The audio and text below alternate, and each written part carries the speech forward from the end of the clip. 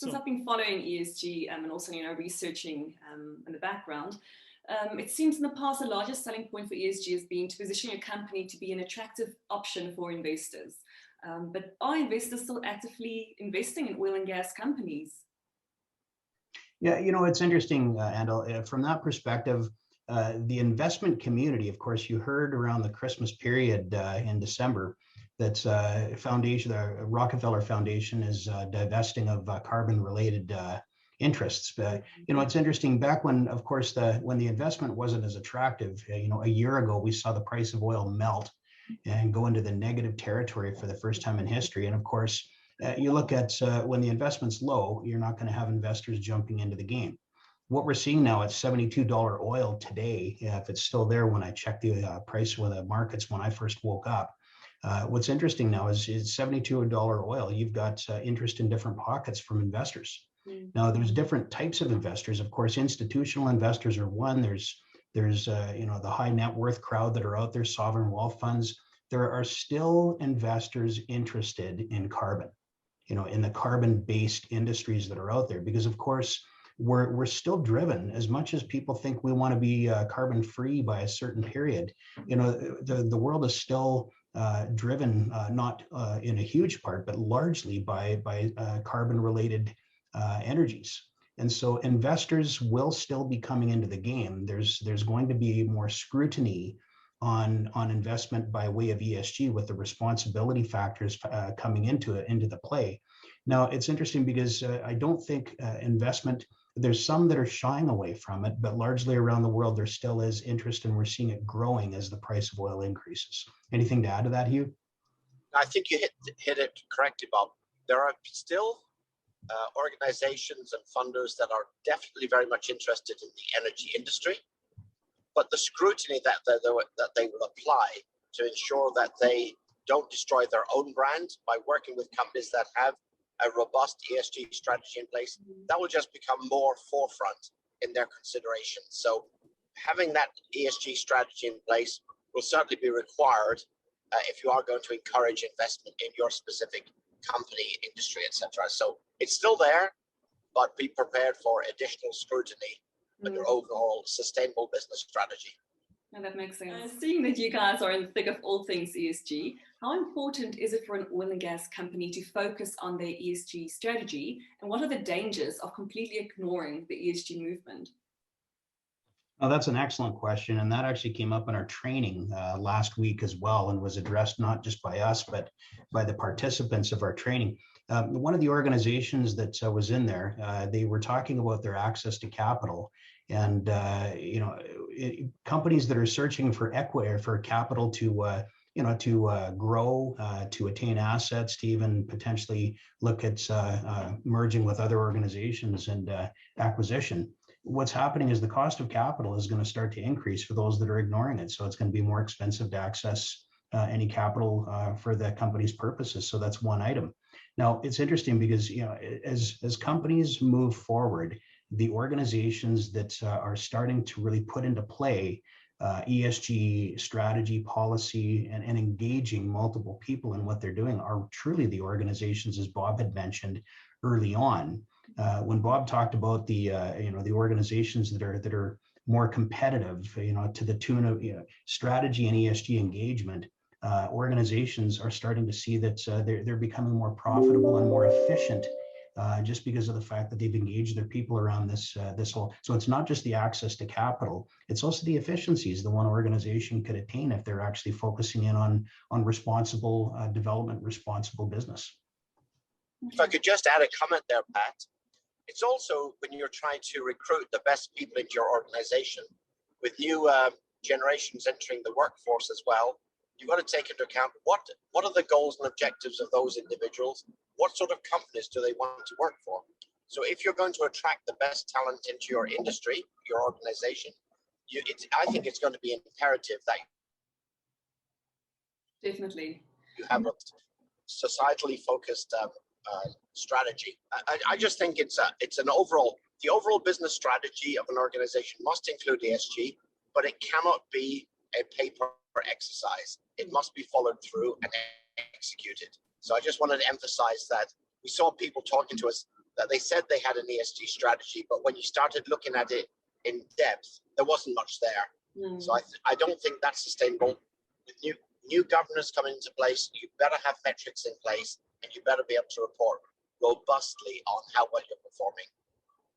And I think and not to put the fear into companies. This is a topic of passion for many, because look what happened to Blockbuster Video. Look what happened to Kodak. Organizations these days that are not looking at paying attention to the ESG discussion and the ESG items that are out there, I think they're the organizations, quite frankly, that will be left behind. And so for organizations today that aren't focusing on, the E, environment, the S for social, and the G for governance, if you're not paying attention and engaging the people of your organizations on this topic, I'm sad to say that organizations that choose to not look at ESG will slowly be left behind. Definitely. Do you think it's possible for companies to keep their ESG reporting efforts in-house? I mean, it is such a complex process, and you guys are offering training and hoping for them to take it back to their own offices and, disperse the information. But is it not too complex and time-consuming to do everything in-house? Do you need that consultant to come in and, run it for you? Well, that's a very good question, because what happens is the training that we're offering today, Andal, will help an organization lead this internally on their own very well. Thank you very much. The interesting thing is that many organizations are choosing to work with a tour guide to help them to initiate their ESG journey. And at some point, it's got to become something that is self-propelling. And when you look at like what we're doing right now, it's not just ESG strategy. If you've done your certification in project planning, and you've done your what's called your PMP, your project management professional certification, you always start off a project with a charter. We call it a playbook. And when you develop your ESG playbook and you continue to have a process of revisiting, it becomes an evergreen process. And what a great term in terms of ESG, but it becomes an evergreen process of ensuring that you have a mechanism of revisiting built into the culture of your company, so that you're constantly evolving and enhancing your ESG journey. Great. Dr. Hugh, would you like to add anything on? Yeah, I see ESG evolving in the same way for an organization as does marketing, sales, operations, finance, etc. Yes, I think we will see consultant organizations providing a lot of input at the start. And even as we go forward, in the same way that marketing may bring in some outside resources to help them through a certain period of time or to help them develop their strategy, I think the same type of activities will work on ESG. But it is important that there's a fundamental knowledge base within the organization that understands ESG. Otherwise, you don't know who you're engaging and for what reasons. So I still think there'll be a role for consultants going forward, but I believe it's also fundamentally a requirement for an organization to have their own internal team responsible for the ESG aspects of their business. And to make sure they drive it forward continually. Absolutely. Well, Andal, it's interesting because the industry associations are pulling together ESG committees and groups to help guide the topic and guide the enhancements that are needed within any one industry. Within an organization, we encourage, even through our training, the creation of an ESG task force or committee that's is multidisciplinary, that actually has the topic looked at from the different interest groups within an organization, and even stakeholders and partnership outside of the organization. So it's a topic that needs to be voiced from multiple angles, and that's part of what we help organizations do. And the interesting thing, again, back to your original question of, is this something that organizations can grow and sustain on their own? It's nice to have somebody help you get the engine started, but once it's started, you can have it running on your own. Okay, great. We did briefly touch on this earlier. What are your thoughts on having one standard ESG reporting methodology that governs the entire oil and gas industry? Oh my goodness, yeah, Hugh, that's an interesting one, isn't it? There's so many measurement agencies that are out there. Yes. You look at organizations, like, it's interesting. I was just reading Schlumberger. They've got a fantastic ESG report available online, and they're utilizing multiple sources of measurement so that they're addressing different angles. We've got the combination of all the different measurement agencies now into this the value-based reporting, with SASB and the IIRC. We also have the TCFD, which is the outcomes of the Paris Accord, with the 17 items that they had come up with that I know Schlumberger is looking after and addressing the majority, if not all of them, well, close to all of them, I should say, whereas other organizations are just starting to lightly touch on it because many of the items out of the Paris Accord really hit on the capital S of ESG. So I'd say if you're looking at just one method of measurement, you might be missing out. I can add to that, Pat, just from my experience of looking at international rules and regulations. Trying to get different national governments to agree on a standard reporting is a nightmare. And even if it works, let's say in Europe, it won't be quite the same in North America, and it'll be a little bit different in, let's say, Southeast Asia, etc. And maybe one country decides, we're going to advance our rules and regulations at this pace, whereas another region may do it at a slightly different pace. And then you automatically create different types of metrics. So it would be nice if we get to a single consistent metric, but we can't even get the world to agree on a consistent standard for RF tags for suitcases. So they're all over the place. And I suspect it won't be much different in the ESG space. So be prepared for that, which means depending on the scope and scale of your operations and the size of your company, you may be required to have different reporting standards depending on which national agency you're reporting into. Again, that just adds to complexity, but that's what life is like in the modern business world. So be prepared for it. Assume that you will have more than one reporting standard to adhere to. And even if it's just one, let's say in North America, you'll probably have a different standard in Europe versus Asia. Just life. Life has a way of throwing things at you just to make it more complicated. Well, I guess like Pat said, it might be initially to get a consultant, an ESG consultant on board to just start the engine. They will help you, to kind of like see, where you're going to fit in, and then you can just keep it running, and that will make it easier to not constantly think, oh, should I be, using that methodology or that methodology. Once you get it running, you will have a roadmap. Yeah, and I think that's exactly correct. And as part of that roadmap, plan for, hey, the requirements in this region of the world is this, but we're set up for it. We know what those are, so we'll report according to those standards. It's just like having different accounting standards in different parts of the world. Be prepared for it. Have a template that you work to, and then make sure you stay up to date on any changes in each one of those jurisdictional areas. Well, it's interesting, Andal. We always say within our Envision team, business is really easy, isn't it, Hugh?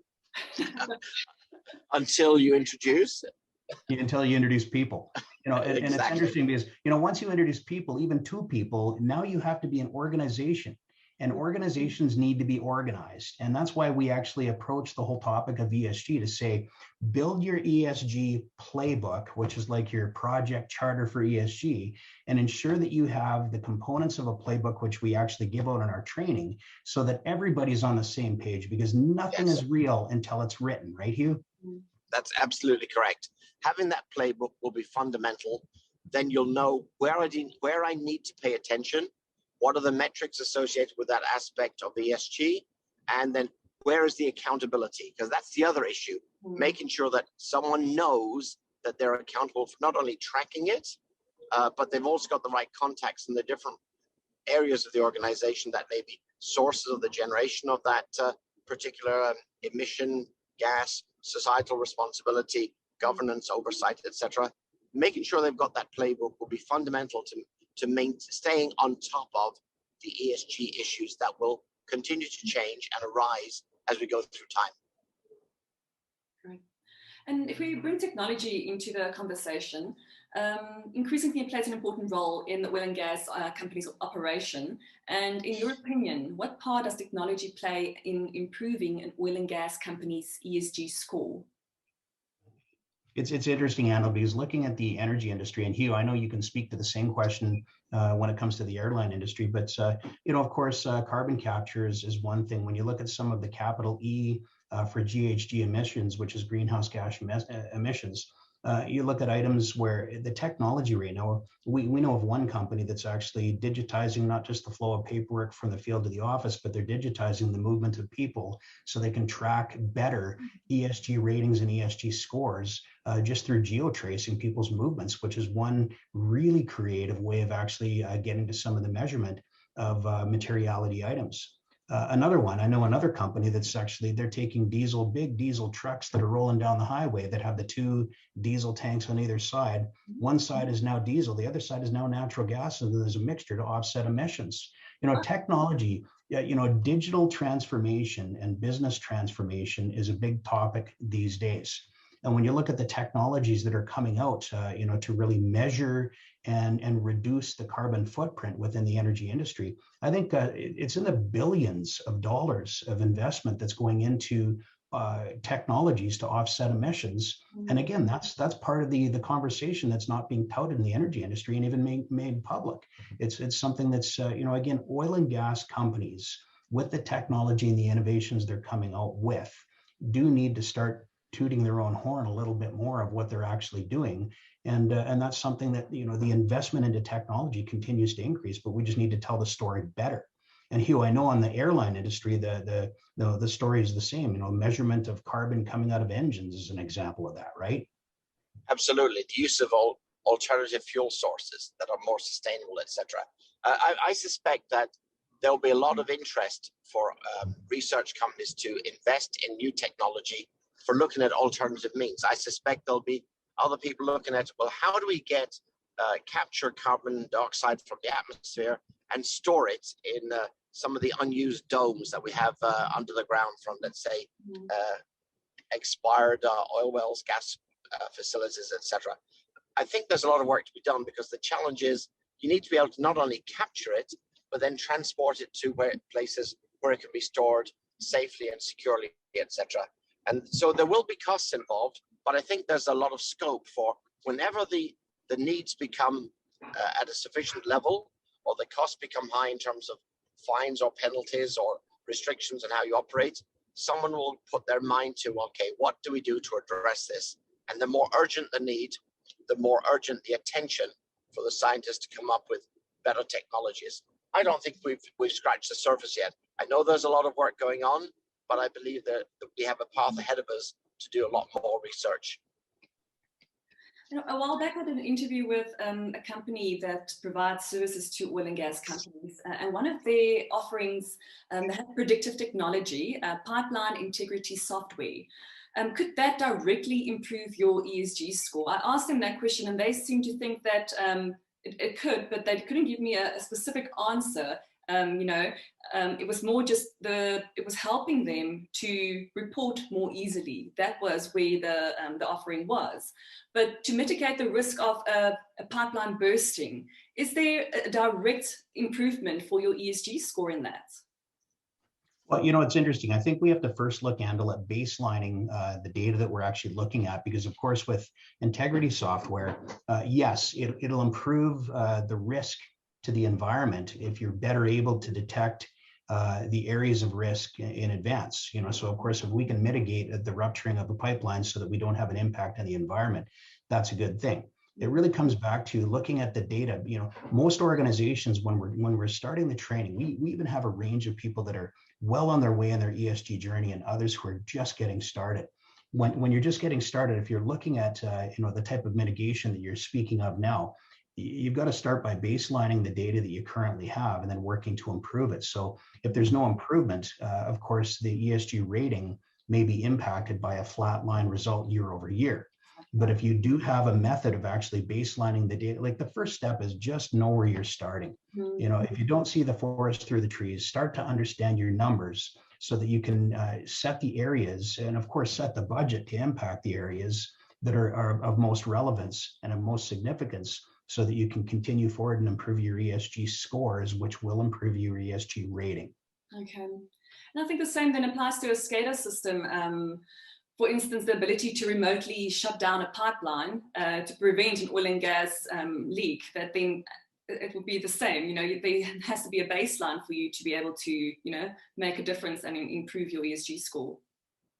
Yeah, absolutely. Like SCADA systems that are out there today, and you've got the evolution of better technology when it comes to controlling flow within a pipeline. And you look at even the colonial example, where again the technology that improves flow, you've also got to mitigate the risk of somebody hacking into your system to impact those systems as well. But you look at it, today the technology continues. Like we're seeing technology advance faster than our great grandparents did when the advent of the steam locomotive came into play.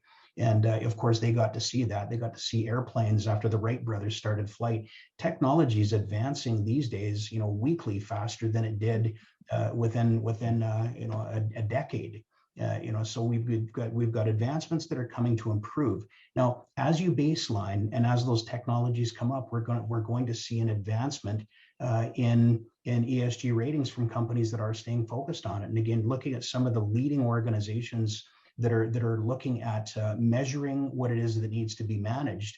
My advice to people would be read some of those ESG reports, look at what they're measuring, understand as much as possible the advancements that are being made, and if need be, begin guiding your organization towards ensuring that you're making the similar advancements for the betterment of our society and the industries that we're all in.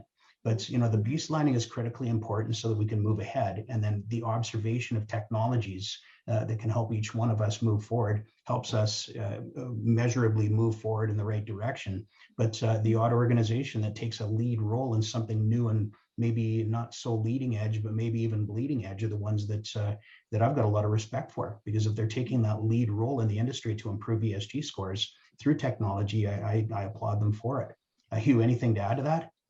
Yeah, I think you kicked off the first point.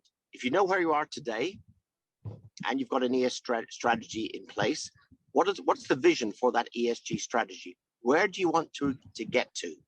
So if you know where you are and you know where you want to get to, then you can set some goals and objectives in place to deliver. When you look at your organization and you look at how you operate, what your production items are, where there's risk to the organization in terms of ESG aspects, now you can start focusing your attention on where you're going to get the biggest payback. And that's where you work first. The other areas, some areas may be incredibly complex, but the incremental benefits to your organization may be small. They still have to be addressed at some stage, but always go for where you can have the biggest impact the soonest. That's what will overall impact your ESG score. So as Pat said, you need to have the right metrics in place, and then you need to have the right monitoring tools to ensure that you stay within those guidelines. So with that being said, I think we're only scratching the surface. I think there's a lot of opportunity for research and development. Technology will always play an important role in addressing issues. My insight there. Thank you. And I think if we look at the other side of the coin then, if you do have an oil spill or a gas leak, how badly does that affect your oil and gas company's ESG score? Well, it can hit you pretty hard. Again, if it's proven to be something that was an oversight or something that wasn't paid attention to, it can be even worse. But looking at the ESG ratings that are out there today, one thing to say: if you go into the SASB materiality map and you click on the specific items that are being measured for greater than 50% of the addressable companies within one given sector, they mark them out that way in their materiality map. When you click on the item of materiality, they give you the physical measurement items that are being looked at. And if your organization isn't paying attention and being proactive in measuring those items, your score is at risk. I think is a direct way of answering that question. So keep an eye on those materiality items, the items that, as an example, just as even to get started, that SASB is physically looking at for measurement, and ensure that your company's proactive on measuring those items. And I think you hit the key point there. If it's something that could have been avoided, someone didn't pay attention, the brand damage to your organization is incredibly severe, and it happens very quickly. Just look at the impact of Boeing on their Boeing 737 MAX after the two crashes. Wiped, I think, about $100 billion off their stock market price. So, and yet it was something, and then the other issue is that they didn't pay attention. They weren't seriously enough focused on we need to fix it. So they started coming out with statements that it'll be fixed in just a month or two. It's just a software fix. Well, the aircraft was on the ground for more than a year before they finally got it operating again. That's where communications are important as well. You need to get on top of the program, but as an organization, if something has gone wrong, you need to own it. And it is far more efficient for you as an organization to own it, fix it, and put some correct information out there, as opposed to puffing smoke saying, yeah, it's not a big deal, it's not a big deal. I think BP experienced the same thing with the issue in the Gulf. Get on top of the program, own it, and then put a concrete plan in place to address it. In your opinion, the most critical factors that oil and gas companies need to address to make sure they're at the forefront of the energy transition? Hugh, I'll start that off if you don't mind. Okay. After. You know, it's interesting, Andel, because looking at oil and gas industries again that want to stay at the forefront, you know, quite clearly, look at the, you know, the Paris Accord, the 17 items that came out of the Paris Accord with TCFD, and you look at even the materiality items. If you're an oil producing company, there's 8 items today that are focused on for materiality for producing companies. And about a month and a half ago, it was only 7 items for oil and gas servicing companies. Today, it's 8. Now, our suggestion is do not stop at just the bare minimum for focus on materiality. Go as far beyond that as your budget and time and resources will allow, and encourage the voice of the electorate of your organization to really participate in creating action and behaviors around those materiality items. You know, create your strategy, have your ESG plan well set, and engage people around that, because that is how you become an organization that is leading, not bleeding in terms of ESG. Anything to add to that, Hugh?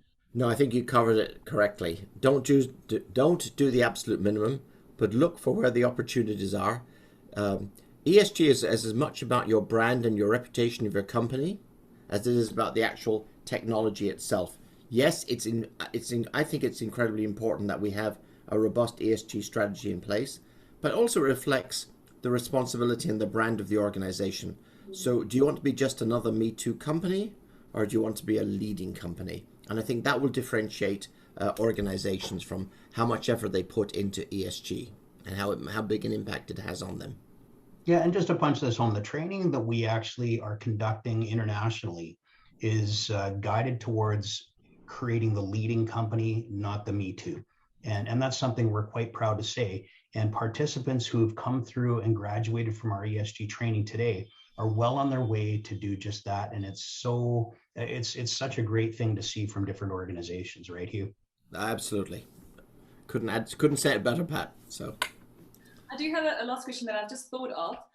Would you encourage for one company to have participants of different levels in the company to kind of like, you know, cover, to make it easier to discuss it in, you know, when they're going back to their company, you know, a C-suite level, and then at a manager level, and then maybe, you know, somebody that's on the ground? Would it be, you know, maybe a good idea to have different participants from one company like that?